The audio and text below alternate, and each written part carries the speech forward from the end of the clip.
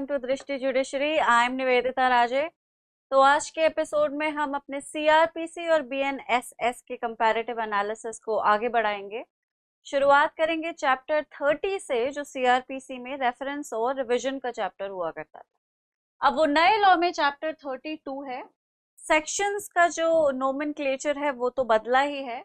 जहां section 395 to 405 हुआ करते थे, वो अब 436 टू 445 हो चुके हैं। रेफरेंस और रिवीजन आप समझते ही हैं। Reference basically is a power given to subordinate courts और a convenience given to subordinate courts, जहाँ पे वो किसी लीगल क्वेश्चन पे हायर कोर्ट की गाइडेंस को सीख कर सकते हैं। और रिवीजन एक पावर है जो हायर कोर्ट्स को दे रखी है, जहां पे वो सबॉर्डिनेट कोर्ट्स के एरर्स को जो कि प्रोसीडिंग में हो रहे हैं या फिर जजमेंट में हो रहे हैं, उन्हें करेक्ट कर सकते हैं या एनालाइज कर सकते हैं। तो इसी से रिलेटेड चैप्टर है। ओवरऑल चैप्टर में कोई मेजर चेंज नहीं है, एक्सेप्ट फॉर द फैक्ट कि एक सेक्शन को पूरी तरह से ओमिट किया जा चुका है, और वो सेक्शन है 404, statement by metropolitan magistrate of on grounds of his decision to be considered by high court. तो ये सेक्शन जो था, इसे हटा दिया गया है। बाकी ओवरऑल कोई चेंज नहीं है एक्सेप्ट फॉर सेक्शन नंबर्स। ठीक है, अब आ जाते हैं हम अगले चैप्टर पे, जो बीएनएसएस का चैप्टर 34 है। ये पुराने लॉ का चैप्टर 32 हुआ करता था, जो execution, suspension, remission, commutation of sentences की बात करता था। 4 पार्ट्स में डिवाइडेड है, कुछ लेंदी चैप्टर है। अब इसमें भी ऐसा कोई बहुत सिग्निफिकेंट चेंज देखने को नहीं मिलता है, लेकिन कुछ सेक्शंस में सब सेक्शंस को ऐड किया गया है, कुछ सेक्शंस को चेंज किया गया है। अदरवाइज सेक्शन नंबर के अलावा और इन दो तीन चेंजेस के अलावा बाकी और कोई कंसेप्चुअल सिग्निफिकेंट चेंज नहीं है। ठीक है, तो ये सेक्शन जो है 5 पार्ट्स में डिवाइडेड है। एक एक करके चेंजेस को समझ लेते हैं। नोमेनक्लेचर भी सेक्शन 413 से लेकर 435 तक था। अब वो 453 से लेकर 477 तक चला गया है। तो पार्ट ए, जो कि 413 से लेकर 16 तक जाता था, वो डेथ सेंटेंसेस की बात करता था। डेथ सेंटेंस इंडिया में हाईएस्ट फॉर्म ऑफ पेनल्टी है, राइट। और ये यूं ही नहीं दिया जाता, रेयरेस्ट ऑफ रेयर केसेस में दिया जाता है। प्लस इसको इम्प्यूट करने का एक प्रोसेस है। जैसे इसे डिस्ट्रिक्ट कोर्ट ही दे सकता है, sessions court, I am sorry. और सेशंस कोर्ट भी जब डेथ सेंटेंस को इम्पोज करेगा, उस डेथ सेंटेंस को हाई कोर्ट को कंफर्म करना पड़ेगा, उसके बाद कहीं जाके उसे एग्जीक्यूट किया जा सकता है। और उसके बाद भी एग्जीक्यूशन इमीडिएटली नहीं होता, वो पहले केस जो सेंटेंस है उसे सुप्रीम कोर्ट में अपील किया जाता है। अगर अपील डिसमिस हो जाती है या फिर अपील का टाइम खत्म हो जाता है, तब तक वो सेंटेंस का एग्जीक्यूशन सस्पेंड कर देते हैं। अगर अपील कंसिडर कर ली जाती है तो अपील के फाइनल वर्डिक्ट तक सेंटेंस को सस्पेंड नहीं करते। इनफैक्ट अपील के बाद भी मर्सी पिटिशन के थ्रू उस डेथ सेंटेंस को पार्डन करवाया जा सकता है। तो बहुत लंबा चौड़ा प्रोसेस है, जहां पे आप अपने आप को एग्जीक्यूट होने से बचा सकते हैं। तो ये कुछ सेक्शंस उसी बारे में बात करते हैं। Execution of order passed under 368। तो 368 सेशंस कोर्ट का डेथ सेंटेंस, जो कि हाई कोर्ट कंफर्म करेगा। इसमें चेंज बस ये है कि सेक्शन 368 की जगह 409 हो गया है, बाकी एवरीथिंग रिमेन्स द सेम। ठीक है, execution of sentence of death pass by high court which used to be section 414 is now 454।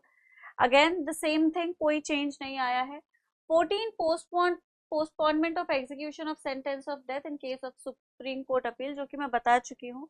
Supreme court की अपील में भी जाने के 2 रास्ते होते हैं, मतलब 2 रास्ते as in there are various circumstances और scenarios which have been considered. एक ऐसा सिनेरियो जहाँ पे अपील को डिसमिस कर दिया है, मतलब एंटरटेन ही नहीं किया है, तो सेंटेंस एग्जीक्यूट कर दिया जाएगा। एक ऐसा सिनेरियो जहाँ पे अपील आपने विद इन टाइम फ्रेम नहीं करी, ठीक है, तो except for or unless your delay has been condoned by the court, your sentence will be executed. If your appeal has been admitted and considered by the highest court, apex court, तब जब तक उस appeal का decision नहीं आता, तब तक आपका सस्पेंड रहेगा सेंटेंस, और उसके बाद भी इमीडिएटली एग्जीक्यूट नहीं होता। You still have avenues to get it forgiven by the executive head of the country, which is the president, right. तो 415 उसी बारे में बात करता था। नया सेक्शन 455 है, postponement of capital sentence on pregnant women. अगर लेडी प्रेग्नेंट है तो उसका जो डेथ सेंटेंस है उसे एक्चुअली कम्यूट कर दिया जाता है, राइट। उसे डेथ सेंटेंस नहीं दिया जाता, because by killing that women you are also killing an innocent being जिसने कोई गलती नहीं करी। तो या तो उसे सस्पेंड कर देंगे कि जब तक डिलीवरी नहीं हो जाती तब तक उसको हैंग या एग्जीक्यूट नहीं किया जाएगा, या फिर उसके सेंटेंस को ओवरऑल कम्यूट ही कर दिया जाता है, कम कर दिया जाता है, थोड़ा सा लेस सिवियर कर दिया जाता है। तो हो सकता है कैपिटल पनिशमेंट को कम्यूट करके लाइफ इम्प्रिजनमेंट चेंज कर दिया जाए, but again it depends on the discretion of court, ये कोर्ट की मर्जी है। ये नया सेक्शन 456 है, पूरा का पूरा सेक्शन, कॉन्टेक्स्ट, प्रिंसिपल, सब कुछ बिल्कुल सेम रहता है इस पार्ट में। ओके, आगे बढ़ जाते हैं। पार्ट बी जो कि इम्प्रिजनमेंट की बात करता है, power to appoint place of imprisonment. Basically एक स्टेट में बहुत सारी जेल होती है, एक डिस्ट्रिक्ट में जो डिस्ट्रिक्ट मतलब there are multiple jails in a particular state. तो उसे कौन सी जेल में डाला जाएगा, विच place or which jail would be considered as a place of imprisonment? There are various factors to be considered, severity of punishment और severity of crime actually, और उसका जो खुद का जो क्रिमिनल का अपना नेचर है, हैबिचुअल ऑफेंडर है या फिर फर्स्ट टाइम ऑफेंडर है। दूसरा, जेल की पॉपुलेशन, बहुत सारे फैक्टर्स को कंसिडर करते हुए उसकी फैमिली से उसकी प्रॉक्सिमिटी, राइट। तो ये सारे फैक्टर्स को कंसिडर करते हुए डिसाइड किया जाता है कि कौन सी जेल दी जाएगी। ओके, और यही सारी चीजें 417 में दे रखी हैं। अब नया सेक्शन जो इस बारे में बात करता है वो 457 है, execution of sentence of imprisonment कैसे किया जाएगा। 418 पावर वो 418 में दे रखी है। नया सेक्शन 458 है, direction of warrant for execution. किसको वारंट दिया जाता है एग्जीक्यूशन का? Execution is the execution of punishment, is not the execution of arrest, right. तो दो तरह के वारंट होते हैं, एक तो जो कि कस्टडी में लेने का होता है ड्यूरिंग इन्वेस्टिगेशन इंक्वायरी, और दूसरा होता है सेंटेंस एग्जीक्यूशन पे। तो यहाँ पे हम इम्प्रिजनमेंट की बात कर रहे हैं, मतलब सेंटेंस पास किया जा चुका है, ठीक है। तो सेंटेंस जब एग्जीक्यूट किया जाता है तो वो भी वारंट से ही एग्जीक्यूट किया जाता है, राइट। तो अगर आदमी बेल पे है, मतलब कम सीवियर पनिशमेंट था, 1 साल से कम का था, तो उसे कस्टडी में लेकर उसके पनिशमेंट को डायरेक्ट इमीडिएटली शुरू कर देंगे।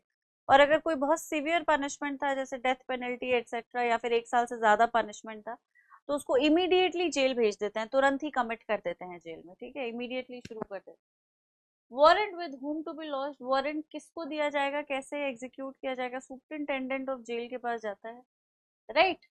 These are the sections which have been changed only in the manner of their number, बाकी सब कुछ absolutely the same है। यहाँ पे मैं sections को डिटेल में नहीं बता रही हूँ, but if there is a need जहाँ पे मुझे लगता है कि कुछ sections को या कुछ concepts को मुझे डिटेल में पढ़ाने की जरूरत है तो मैं जरूर पढ़ा दूंगी। But this is not the session or the episode where we are going to discuss all the sections in detail. अब हम चाहते हैं पार्ट सी पर, लेवी ऑफ फाइन, ठीक है। तो fine basically is the penalty that is enforced और imposed upon a person who has also been given a sentence, ठीक है। तो ऐसा नहीं होता कि सिर्फ इम्प्रिजनमेंट दिया जाता है, मोस्ट ऑफ द केसेस में जेल या इम्प्रिजनमेंट के साथ साथ फाइन को भी इम्पोज किया जाता है, और फाइन पेनल्टी है जो आपको गवर्नमेंट, स्टेट गवर्नमेंट को देनी पड़ती, ठीक है। तो section 421 talks about warrant of levy of fine, जो अब 461 जिसके बारे में बात करता है।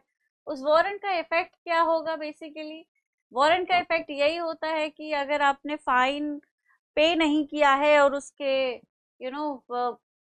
उसके एवज में आपको इम्प्रिजनमेंट दे दिया जाता है, तो इसका मतलब ये नहीं कि अब आपके ऊपर फाइन का कोई पेन, मतलब you no longer have to pay fine, you still have to pay fine. Right, so 422 talks about the effect of such warrant, and the new section talking about the same thing is 462. Warrant for levy of fine issued by a court in any territory to which this code does not apply. अब वो code change होके भारतीय न्याय सुरक्षा संहिता हो गया है, which is BNSS, just संहिता, ठीक है। तो सिंपल सी बात है, कोई कुछ ऐसी जगह जहाँ पे ये कोड या फिर BNSS अप्लाई नहीं कर रहा, तो वहां पे इस वारंट को कलेक्टर को दे दिया जाता है, उस डिस्ट्रिक्ट के कलेक्टर को दे दिया जाता है, और वो कलेक्टर उस फाइन को रेवेन्यू, लैंड रेवेन्यू पे जो एरियर्स होते हैं उनकी तरह कलेक्ट कर सकता है. So the powers that he has been given in order to collect arrears on land revenue can be exercised in the same manner to collect the fine which is supposed to be collected, right? और वो अगर CrPC उसका खुद मतलब उस जगह पे apply नहीं हो रहा तो the collector can exercise the powers given to him to collect land revenue arrears. ठीक है, प्रोवाइडेड वही उसके पास एक एप्लीकेशन जाए इस चीज से रिलेट करती हुई. Suspension of execution of sentence of imprisonment is talked about section 424. The similar thing is talked about section 464. Now as you can see, the entire part remains absolutely the same. कुछ भी change नहीं है except for the section number.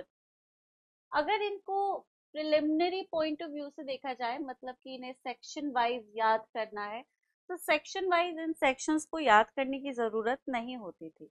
Reference और revision के sections important होते थे, लेकिन this particular chapter 32 of CRPC or now chapter 34 is not important from the point of view of prelims. However, mains में कुछ स्टेट्स में इनसे रिलेटेड क्वेश्चन पूछे जा सकते हैं, मतलब कुछ टॉपिक्स हैं इसी चैप्टर में से जो मेंस में पूछे जा सकते हैं. अब हम आ जाते हैं पार्ट डी पे, which talks about the general provisions regarding execution. Warrant को कौन इशू कर सकता है, इज टॉक्ड अबाउट 465. अगर एक एस्केप्ड कॉन्विक्ट है, मतलब एक आदमी जो भाग चुका था, मतलब ही इवेडेड द कस्टडी, कन्विक्ट था, उसका सेंटेंस जेल तोड़कर भाग गया था बेसिकली. ठीक है, तो उसको सेंटेंस किया जा चुका था, वो जेल में था और वो जेल से फरार हो गया और उसे वापस पकड़ा जा चुका है. तो अब सेंटेंस को किस तरह से कैरी आउट किया जाएगा. तो अगर एक आदमी जेल से भाग जाता है और अपनी लॉफुल अरेस्ट को, सेंटेंस को वायलेट करता है, तो कोर्ट और ज्यादा करके पनिशमेंट दे सकती है.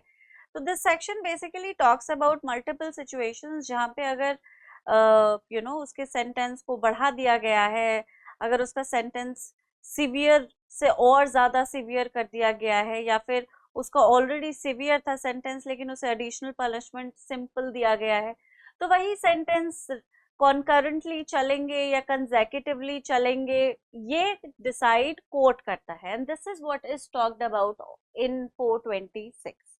ठीक है, the similar thing is now talked about 466. Sentence on offender already sentenced for another offence. तो एक आदमी जो कि जिसे ऑलरेडी पनिशमेंट दी जा चुकी है और उसे और एक्स्ट्रा पनिशमेंट दिया हुआ है, ठीक है, दिया जा चुका है, तो उसने फिर से क्राइम कर दिया है. Repeat offender basically a person who has already been a convict and he repeats the offence of a similar nature और does something which is offensive. ठीक है, तो उस चीज में क्या सिचुएशन है, किस तरह से प्रोसीजर ऑपरेट करेगा, किस तरह से सेंटेंसिंग होगी. Again consecutive concurrent is determined or governed by the new section 467. Okay. अब आते हैं 428. Period of detention undergone by the accused to be set off the sentence of imprisonment, which is given in section 428. जो नया section है इस बारे में बात करने वाला वो 468. बेसिकली इस पार्ट में भी हम देख रहे हैं कि मेजर कोई भी चेंज नहीं है, कुछ भी एक्चुअली चेंज नहीं है, बस सेक्शन नंबर थोड़ा सा बदल गया है, बाकी सब कुछ सेम ही रहता है.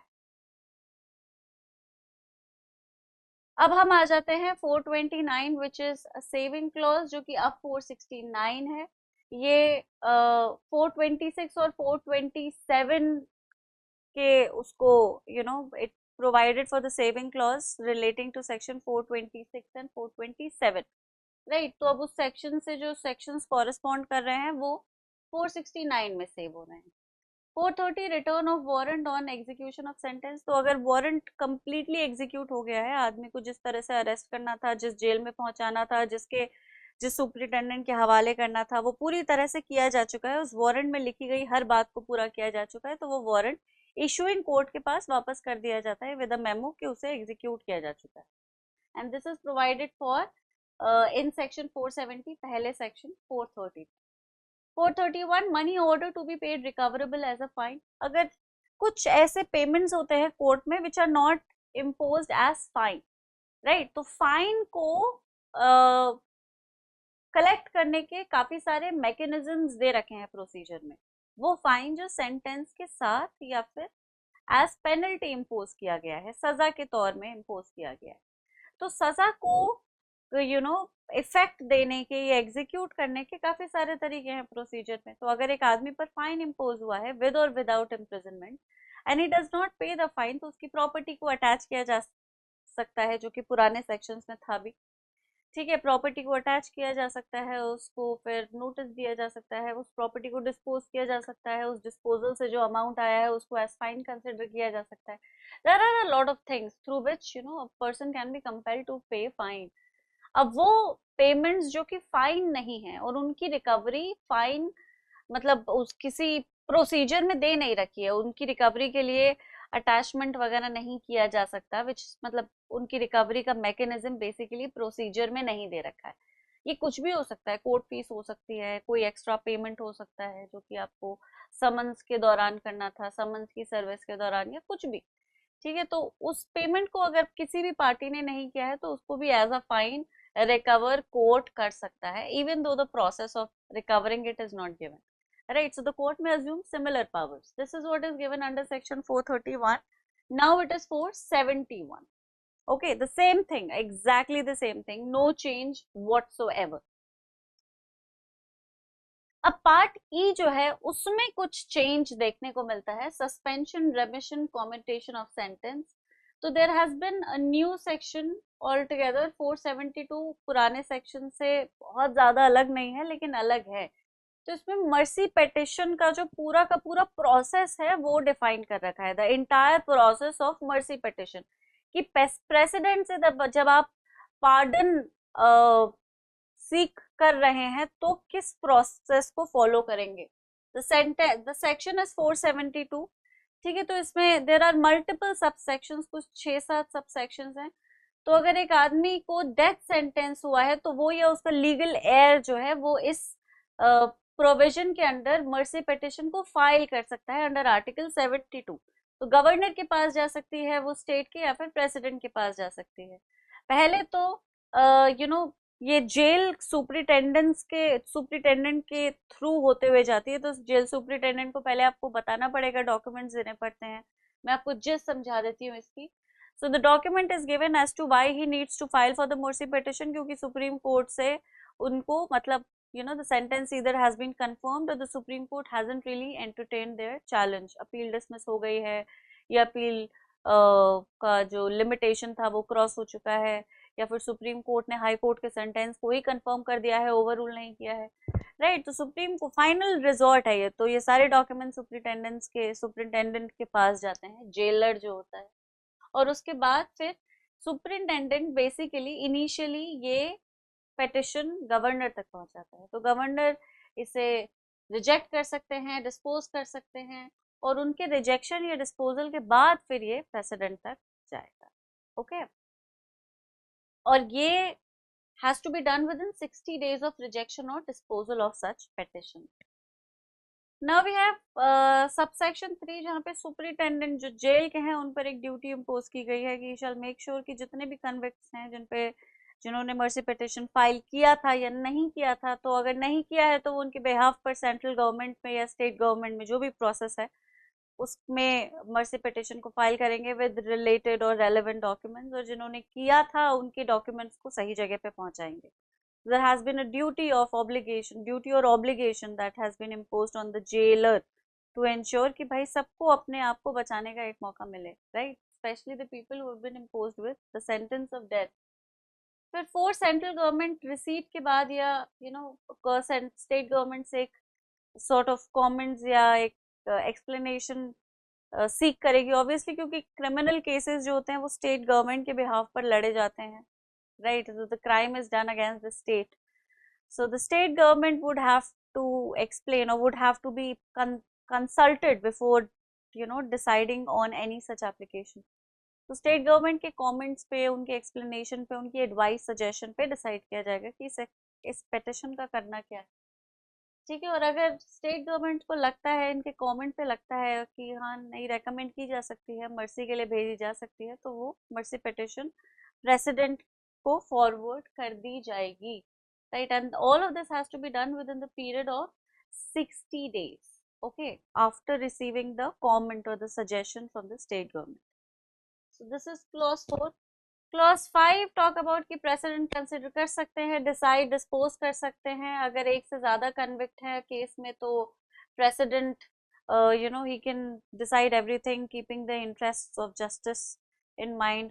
अभी इसमें एक्सप्रेसली दे नहीं रखा है, बट इस तरह की जो भी क्वेश्चंस या प्रॉब्लम्स होती हैं, डिलेमास होती हैं, उनके लिए सुप्रीम कोर्ट का एडवाइजरी जुरिस्डिक्शन भी सीख किया जा सकता है, ठीक है। Upon receipt of the order of the President on mercy petition, central government shall within 48 hours communicate the same to the Home Department of the state government.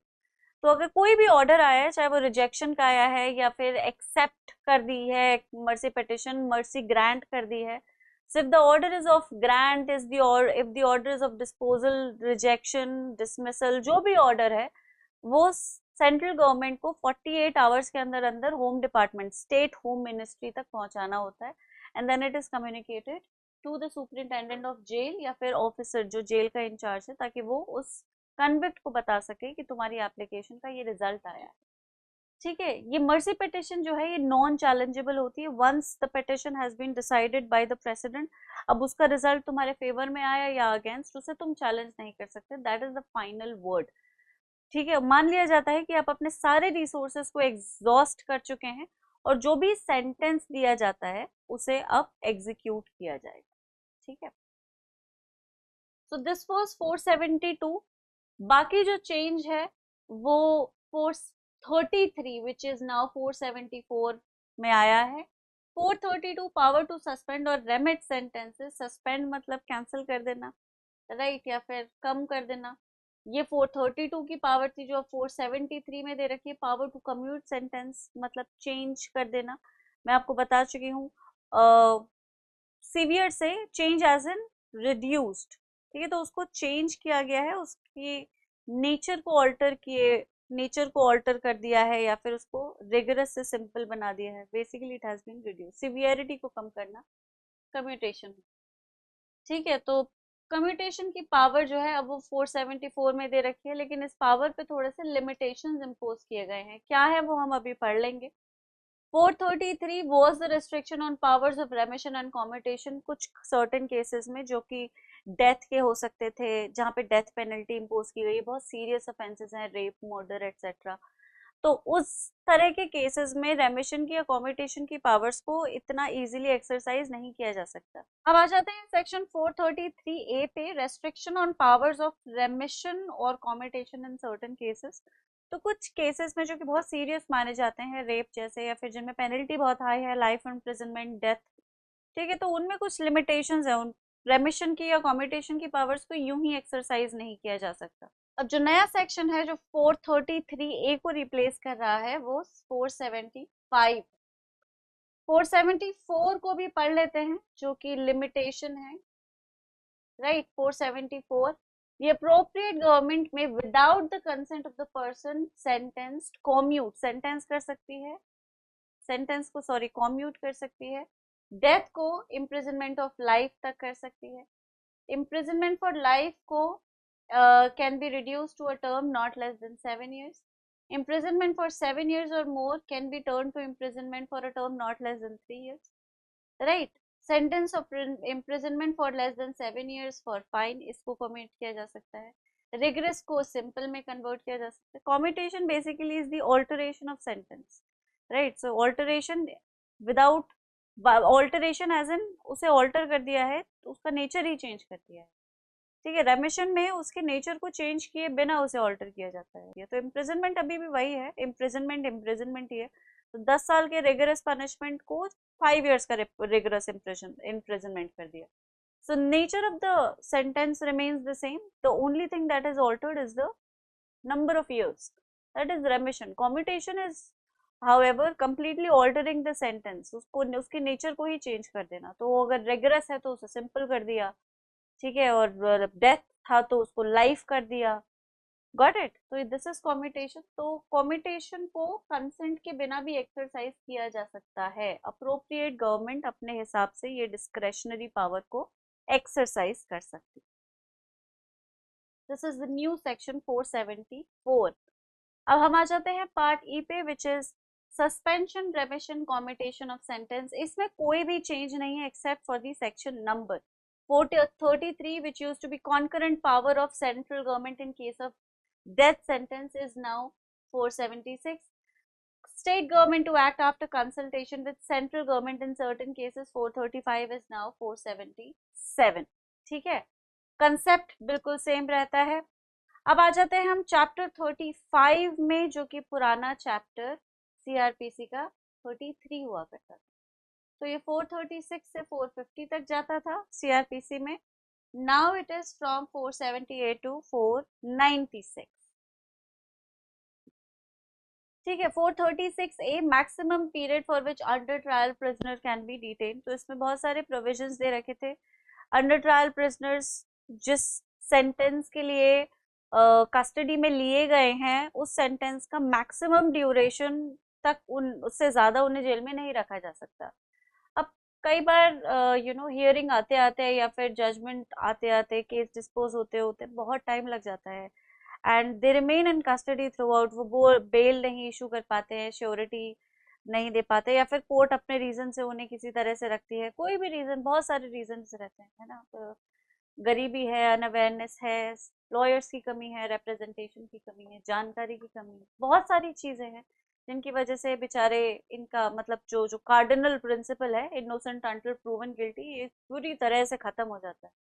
ठीक है, तो अंडर ट्रायल प्रिजनर के लिए ये प्रोविजन है तो सही, जो कहता है कि भाई अगर उन्हें आधे से ज्यादा उन्होंने मैक्सिमम, लेट्स से कि एक आदमी को ऐसे ऑफेंस के लिए अरेस्ट किया गया जिसका मैक्सिमम पनिशमेंट 3 साल था, तो इस सेक्शन के हिसाब से अगर वो ऑलरेडी जेल में 1.5 साल काट चुका है और अभी उसकी सेंटेंसिंग हुई नहीं है, ठीक है, तो अगर उसका जजमेंट आया नहीं है तो उसे बेल पे रिलीज कर दिया जाएगा, श्योरिटी या विदाउट श्योरिटी। अगर श्योरिटी फर्निश हो सकता है बहुत अच्छी बात है, नहीं तो उसे रिलीज कर।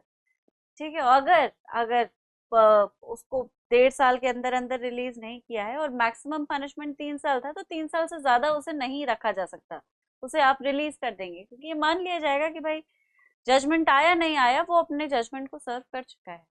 ठीक है, वो कुछ पेटी ऑफेंसेस, आपने ये जो डॉक्यूमेंट्रीज और कुछ रिपोर्ट स्टेटिस्टिक्स पढ़ी होंगी, जिनके चलते पिक पॉकेट्स, जिनकी मैक्सिमम सजा शायद 1 साल या 6 महीने हुआ हो सकती थी, वो 5-5, 6-6 साल जेल काट कर आते हैं। तो जो नया सेक्शन है 436 ए का, वो 479 है। इसमें कुछ चेंजेस आए हैं, जैसे हाफ सेंटेंसिंग या फिर हाफ पनिशमेंट, मैक्सिमम सेंटेंस का हाफ ड्यूरेशन अगर ऑलरेडी स्पेंड कर दिया है अंडर ट्रायल ने, तो जेल से उन्हें छोड़ा जा सकता है, मतलब बेल पे उन्हें छोड़ा जा सकता है। इस चीज को ध्यान रखने की जो जिम्मेदारी है वो सुपरिंटेंडेंट पे डाली गई है जेल की। ठीक है, तो एक और प्रोविजन ऐड किया गया है कि अगर कोई फर्स्ट टाइम ऑफेंडर है तो वो 1/3 मैक्सिमम पनिशमेंट, मतलब अपने अपने मैक्सिमम पनिशमेंट का अगर वो 1/3 पीरियड जेल में स्पेंड कर चुका है and he was the first time offender, तो भी उसको रिलीज कर दिया जाएगा। Release as in not on acquittal but on bail, right, with or without surety, depending on whether or not he can furnish it. ठीक है, section को ही पढ़ लेते हैं। This remains the same provided where such person is a first time offender who has never been convicted for any offense in the past shall be released on bond. Mandate है by the court if he has undergone a detention period extending up to 1/3 of the maximum period of imprisonment specified for such offense under that law। ठीक है, अब इसके लिए भी हालांकि public prosecutor को सुना जाता है, और for reasons to be recorded, if the prosecutor is against such release, तो उसे उसकी डिटेंशन को कंटिन्यू किया जा सकता है। जो दूसरा चेंज आया है वो क्लॉज 3 में आया, superintendent of jail with accused person is detained on completion of 1/2 और 1/3 period mentioned in subsection 1। First time offender है तो 1/3 पनिशमेंट के स्पेंड होने के बाद उसको रिलीज किया जाएगा। अगर ऑर्डिनरी पहले भी कर चुका है तो हाफ पनिशमेंट के बाद उसको, हाफ ड्यूरेशन के बाद उसको रिलीज कर दिया जाएगा बेल पे। Shall forthwith immediately, forthwith का मतलब होता है इमीडिएटली, तो जैसे ही उसे पता चलता है कि भाई ये जो अंडर ट्रायल है ये अपना हाफ या वन थर्ड जो भी रेस्पेक्टिव पीरियड उसके ऑफेंस के हिसाब से या फिर उसके नंबर ऑफ ऑफेंसेस के हिसाब से, ये सुपरिंटेंडेंट की जिम्मेदारी है कि वो इमीडिएटली इस इंफॉर्मेशन को कोर्ट तक पहुंचाए और रिलीज ऑर्डर को प्रोक्योर करे। ठीक है, अब हम आ जाते हैं चैप्टर 36 पे, जो पुराने लॉ में चैप्टर 34 हुआ करता है। तो this it talked about disposal of property ranging from section 431 to 459, और ये नए लॉ में चैप्टर 36 है, 497 से 505 तक जाता है। बहुत लंबा चौड़ा चैप्टर नहीं है, राइट।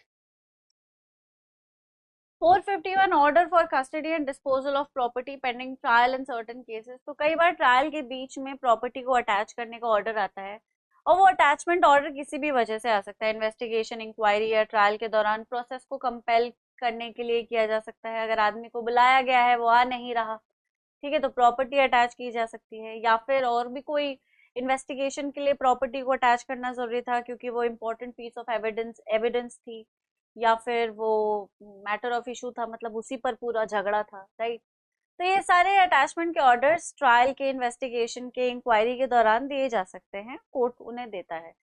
तो अब उन उस अटैच प्रॉपर्टी के साथ करना क्या है, उसका होगा क्या, आफ्टर मैथ क्या है, once the property has been attached और the order has been passed, is given in the new section 497। कुछ नए सब सेक्शंस को ऐड किया गया है, राइट। तो basically a new process has been determined.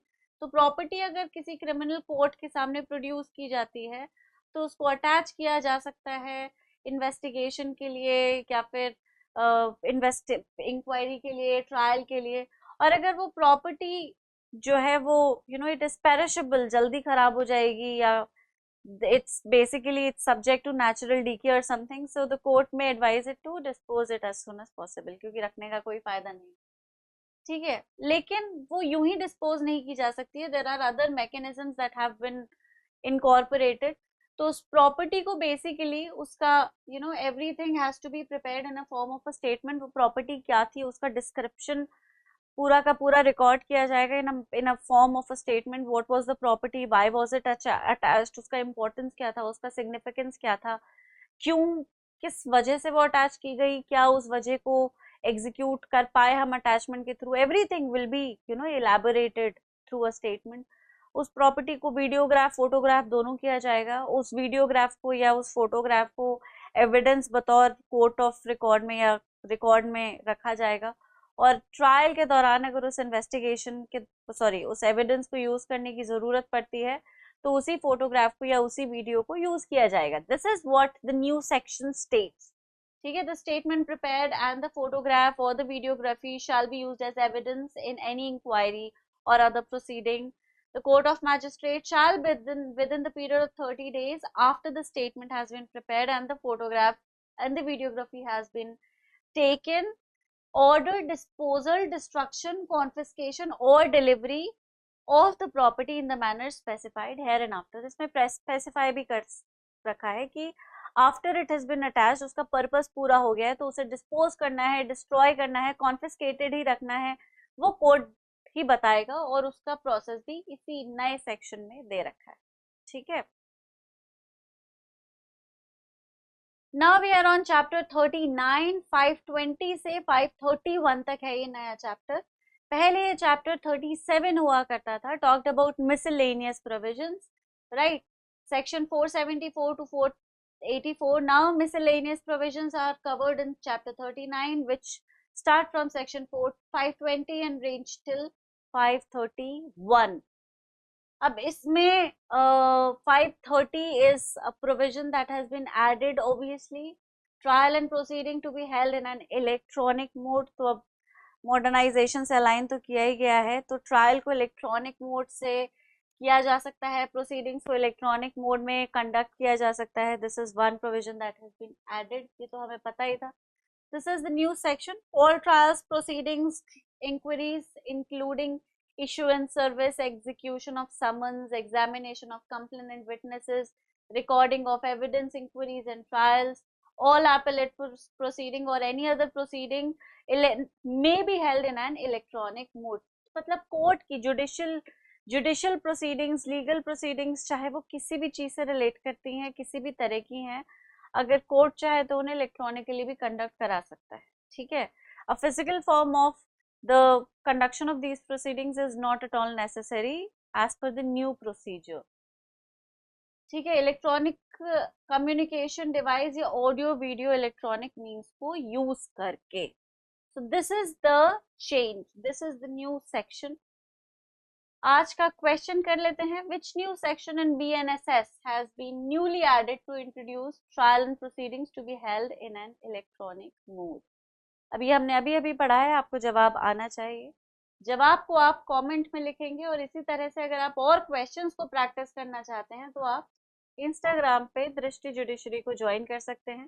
इस तरह के क्वेश्चंस जो प्रिलिमिनरी पॉइंट ऑफ व्यू से बहुत इंपॉर्टेंट है और नए सेक्शंस, नए लॉ से पर्टेन करते हैं, वो आपको वहाँ डेली बेसिस पे मिलेंगे, राइट। तो सारे क्वेश्चंस प्रीलिम्स के लिए इंपॉर्टेंट नहीं होते और सारे क्वेश्चंस या टॉपिक्स मेंस के लिए भी इंपॉर्टेंट नहीं होते। कंपटीशन में इस सेग्रीगेशन को, इस शेपिंग को अगर कोई मास्टरी इस पे मतलब ले आता है, या फिर वन अ पर्सन और one understands how to segregate important or relevant from irrelevant and unimportant, that's the student who qualifies।